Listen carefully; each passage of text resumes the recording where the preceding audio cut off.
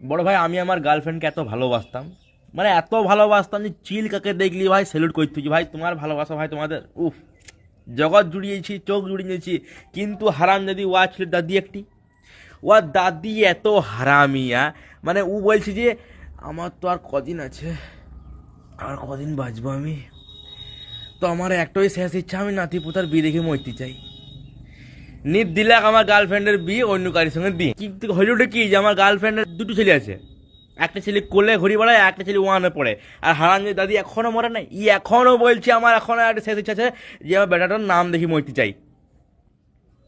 ওর নাম রাখা মানে ই কিয়ামত হয়ে যাবে ভ্যান, ই তো মরবে না, ই মরছে না কেন, ই মরছে না, ইয়ার নাম মরার জন্যই তো আমার আজকে এত অবস্থা খারাপ। ই মরছে না তো, ই মরছে না, ই লৌহ প্রস্তর যুগ থেকে বেঁচে আছে ভাই, ই ডাইনোসরের ডিম পাড়া দেখিছে, ই তাও মরছে না এখনো পর্যন্ত। ইয়ার দাদি কতটা নিখট হারামি দেখো, মানে ওয়ার মজা লাগছে না, ঠিক আছে।